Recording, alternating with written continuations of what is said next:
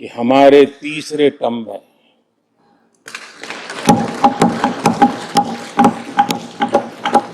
भारत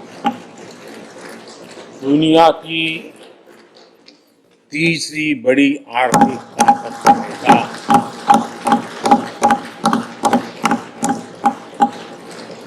और ये मोदी की गारंटी है।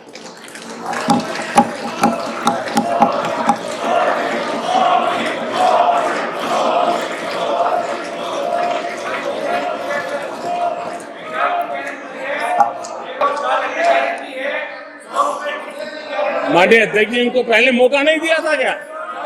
सबको मौका दिया है ना? हाँ।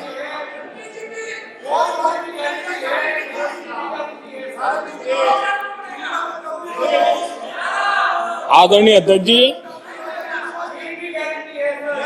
जब हम दुनिया की तीसरी बड़ी आर्थिक शक्ति बनकर के उभरेंगे कहते हैं, तो हमारे विपक्ष में बैठे कुछ साथी कैसा कुतर्क देते हैं। वो कहते हैं इसमें क्या है, ये तो अपने आप हो जाएगा। क्या कमाल है आप लोगों की। मोदी का क्या है, ये तो अपने आप हो जाएगी।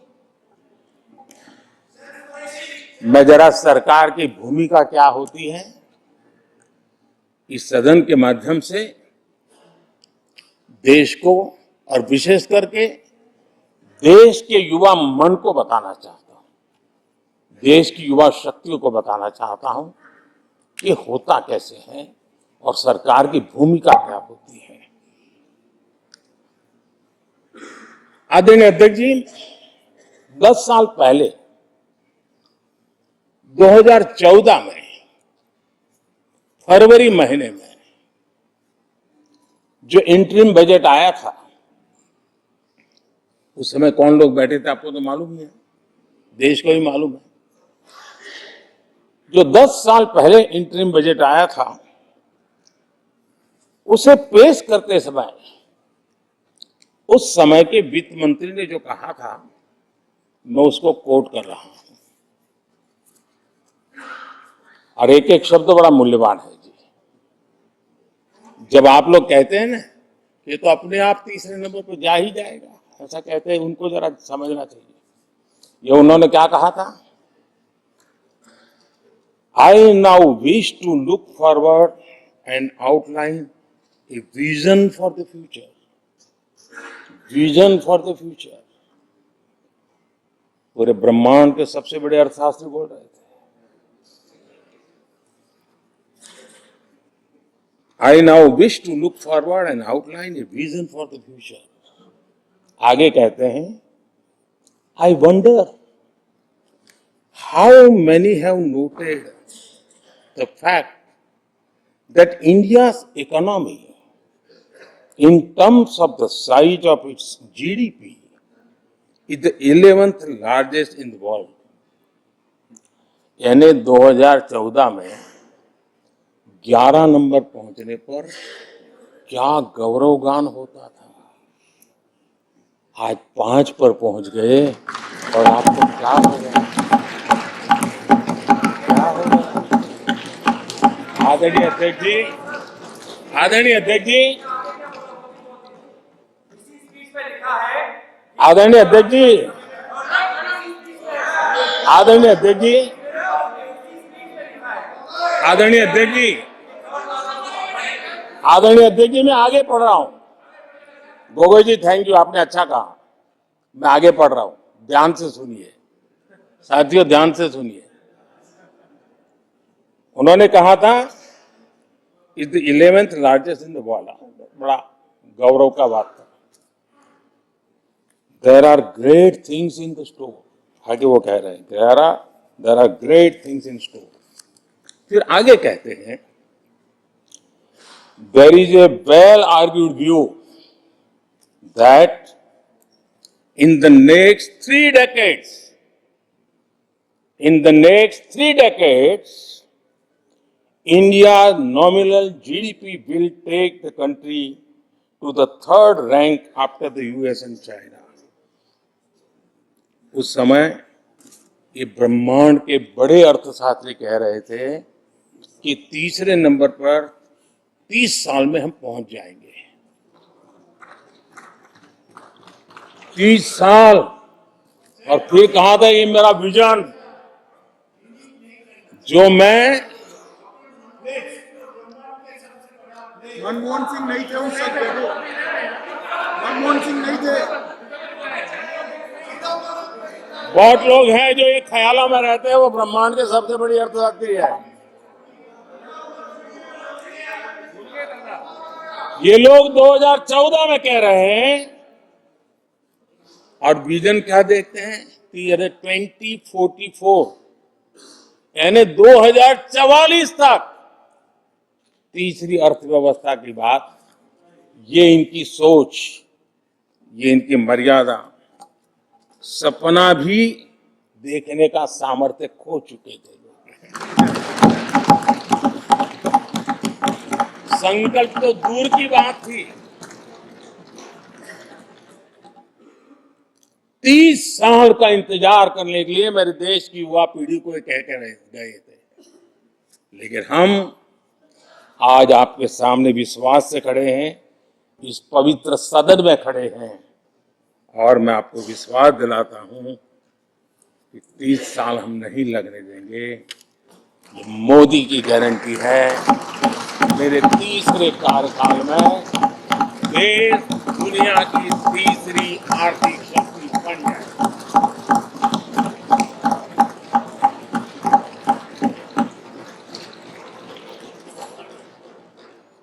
कैसे लक्ष्य रखते थे, उनकी सोच कहां तक जाती थी, दया आती है। और आप लोग 11 नंबर पे बड़ा गर्व कर रहे थे, अब 5 नंबर पहुंचा दिए जी। लेकिन अगर 11 पर पहुंचने से आपको खुशी होती थी तो 5 नंबर पहुंचने पर भी खुशी होनी चाहिए। देश 5 नंबर पर पहुंच जाए, आपको खुशी होनी चाहिए। इस बीमारी में फंसे पड़े हो। आदरणीय अध्यक्ष जी, भाजपा सरकार की काम करने की स्पीड, हमारे लक्ष्य कितने बड़े होते हैं, हमारा हौसला कितना बड़ा होता है, तो आज पूरी दुनिया देख रही है।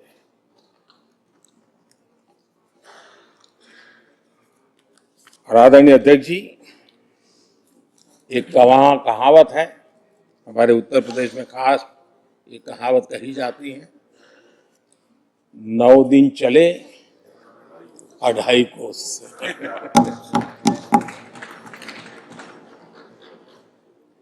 और मुझे लगता है कि ये कहावत पूरी तरह कांग्रेस को परिभाषित कर देती है। ये कांग्रेस की सुस्त रफ्तार, कांग्रेस की सुस्त रफ्तार का कोई मुकाबला नहीं। आज देश में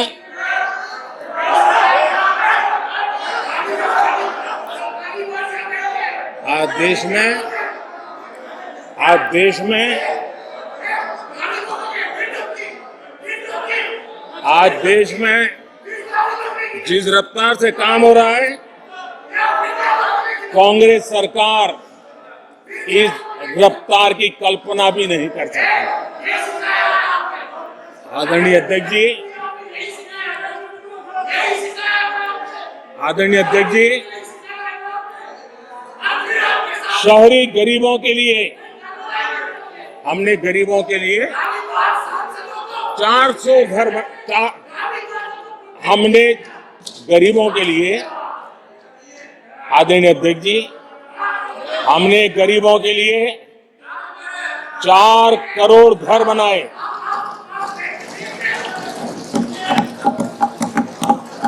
और शहरी गरीबों के लिए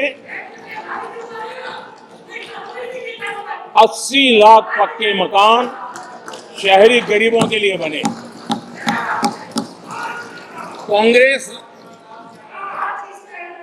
अगर कांग्रेस की रफ्तार से घर बने होते तो क्या हुआ होता मैं इसका हिसाब लगाता हूं, अगर कांग्रेस की जो रफ्तार थी उस प्रकार से चला होता तो 100 साल लगते इतना काम करने में, 100 साल लगते,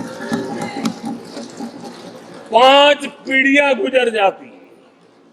आदरणीय अध्यक्ष जी, 10 वर्ष में 40,000 किलोमीटर रेलवे ट्रैक का इलेक्ट्रिफिकेशन हुआ। अगर कांग्रेस की रफ्तार से देश चलता, इस काम को करने में 80 साल लग जाते। एक प्रकार से 4 पीढ़ियां गुजर जाती। आदरणीय अध्यक्ष जी, हमने 17 करोड़ अधिक गैस कनेक्शन दिए। ये मैं 10 साल का हिसाब दे रहा हूं। अगर कांग्रेस की चाल से चलते तो ये कनेक्शन देने में और 60 साल लग जाते। 3 पीढ़ियां धुएं में खाना पकाते पकाते गुजर जाती। आदरणीय अध्यक्ष जी, हमारी सरकार ने सैनिटेशन कवरेज 40% से 100% तक पहुंची है। अगर कांग्रेस की रफ्तार होती तो ये काम होते होते 60-70 साल और लगते और कम से कम 3 पीढ़ियां गुजर जाती, लेकिन गारंटी नहीं होता कि नहीं होता। आदरणीय अध्यक्ष जी,